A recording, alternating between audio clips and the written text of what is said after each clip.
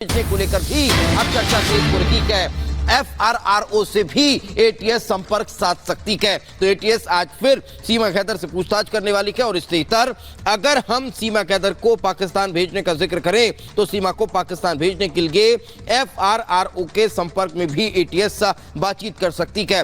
Foreign regional registration office जो है उसमें ATS बातचीत कर सकती है और उसके बाद सीमा हैदर को पाकिस्तान भेजने को लेकर चर्चा की जा सकती है। लेकिन संभवतः यह माना जा रहा है कि सीमा हैदर से आज भी ATS कई सवालों के जवाब तलाश सकती है।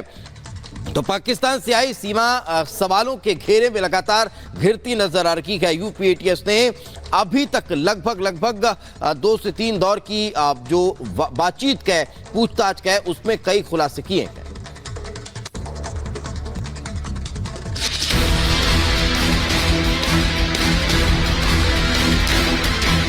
सीमा का सचिन से प्यार का दावा सच है या सफेद झूठ?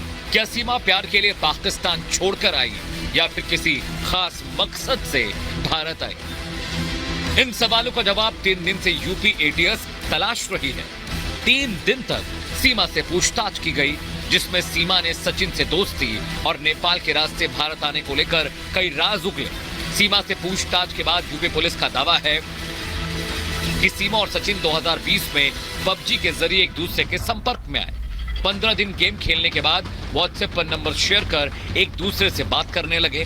3 साल तक दोनों व्हाट्सएप के जरिए एक दूसरे से जुड़े रहे और फिर 10 मार्च 2023 को सीमा और सचिन की पहली बार मुलाकात नेपाल में हुई। सीमा पाकिस्तान से शारजाह के रास्ते नेपाल आई, जहां सचिन पहले से मौजूद था और दोनों 7 दिन तक नेपाल के एक होटल में रहे। सचिन के साथ 7 दिन तक रहने के बाद सीमा वापस पाकिस्तान लौट गई। इसके बाद अपने 4 बच्चों के साथ फिर नेपाल आई और फिर नेपाल से बस पकड़कर ग्रेटर नोएडा चली आई, जहां सचिन ने अपनी पहचान पर उसे रबुपुरा गांव में किराए पर रहने के लिए मकान दिलाया। इस दौरान उसने सीमा को दिल्ली का निवासी बताया। करीब 1.5 महीने तक सीमा ग्रेटर नोएडा में रही, लेकिन किसी को कानो कान भनक नहीं लगी कि सीमा पाकिस्तानी है। ये तो मैं बता तो रहा हूँ, जब पुलिस आई है उसके बाद थोड़ी सी हलचल सी हुई है। जब भी मेरे दिमाग में ये था कि ये जो है, जब भी ये नहीं था कि ये पाकिस्तान से हो सकती है, तब भी ये लग रहा था कि ये कहीं और से किसे कहीं से लेके आया। मैं ये लग रहा था कि अब इसके ससुराल वालों ने इसके खिलाफ कोई रिपोर्ट लिखाई होगी।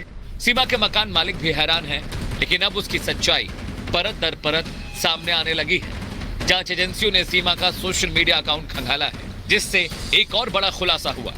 सूत्रों के हवाले से खबर है कि जांच में सामने आया कि सचिन के अलावा सीमा दिल्ली NCR के कुछ और लोगों के संपर्क में थी। सोशल मीडिया के जरिए दिल्ली NCR के लोगों से बात करती थी। उसने सेना के कुछ जवानों को भी फ्रेंड रिक्वेस्ट भेजी थी। तो क्या उसके दिल्ली आने के पीछे कोई खास मकसद था? क्या सचिन से प्यार उसकी साजिश का हिस्सा था? एक बार वो जेल जा चुकी है, उसके बाद बेल पे है। अब उसके बाहर भेजने की जो विधिक प्रक्रिया है उस हिसाब से कार्रवाई चल रही है। क्या बाहर भेजा जाएगा सर? वापस नहीं, रिपोर्ट किया जाएगा? ये तो इसके लिए पहले से कानून तय है, उस हिसाब से कार्रवाई कानून अपना। सीमा से पूछताछ पूरी हो चुकी है और अब उसके बयानों के आधार पर ATS हर एंगल से इस केस की पड़ताल कर रही है। पाकिस्तान से अवैध रूप से भारत में घुसी सीमा हैदर की कहानी एक अलग मोड़ पर जाती हुई नजर आ रही है। सीमा की कहानी में कई सारे किरदार हैं। उन किरदारों को टटोलने के लिए लगातार ATS की टीम सीमा हैदर से पूछताछ कर रही है। कई घंटों की पूछताछ के बावजूद सीमा हैदर के बारे में जो खुलासे होने जा रहे हैं या होते रहे हैं, वो अपने आप में चौंका देने वाले हैं। ऐसे तमाम सवाल हैं जिसके आगे सीमा हैदर बेबस नजर आई है। अब देखना यह है कि सीमा हैदर की अगली चाल क्या होगी। सीमा पर साजिश का शक इसलिए भी है क्योंकि उसका भाई और चाचा पाकिस्तानी आर्मी में है और पहचान छिपाकर सीमा नेपाल के रास्ते भारत आई। 2 महीने तक पुलिस को चकमा देती रही। तो ATS के शिकंजे में सीमा हैदर लगातार उन तमाम सवालों का जवाब चाहती है सीमा हैदर से, जिनका जवाब सीमा हैदर अब तक छिपा रही थी। ATS ने सीमा हैदर से पूछा कि भारत आने का सीमा हैदर का प्लान क्या था, क्या सचिन को वो एक मोहरे की तरह इस्तेमाल कर रही थी। ये तमाम ऐसे सवाल हैं जिनका जवाब ATS खंगालने में जुटी हुई है। तो सीमा की हर हरकत पर एजेंसियों की पैरी नजर है, लेकिन इन सब के बीच सीमा को वापस पाकिस्तान भेजने की मांग उठने लगी है। सचिन के जो पड़ोसी उसे बहू समझकर पलकों पर बिठाए हुए थे, ATS की जांच के बाद उसे वापस पाकिस्तान भेजने की मांग करने लगे। पाकिस्तान जानी चाहिए, क्योंकि इस तरीके से तो नई पीढ़ी हमारी बिल्कुल ही बिगड़ जाएगी ना। फिर तो उनको ये लगेगा तो हम तो पाकिस्तान से बुलाएंगे और भी ज्यादा। सचिन क्या है, सचिन में लप्पू सा सचिन है, मुंह में से बोलना वहाँ पे आवे ना, बोलता वो है ना, झिंगुर सा लड़का, उससे प्यार 5 पास ये बता रही है, फराटेदार इंग्लिश बोल रही है, कंप्यूटर चला रही है, 4 जो कि पासपोर्ट लेके आई है, दुनिया भर के बॉर्डर पास करके आई है। सीमा बेहद शातिर है, वो हर चाल चलने में माहिर है।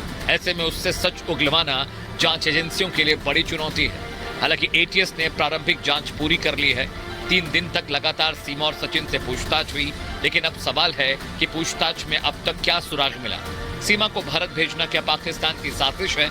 और सवाल ये भी कि नेपाल से भारत में दाखिल होने में उसकी मदद आखिर किसने की?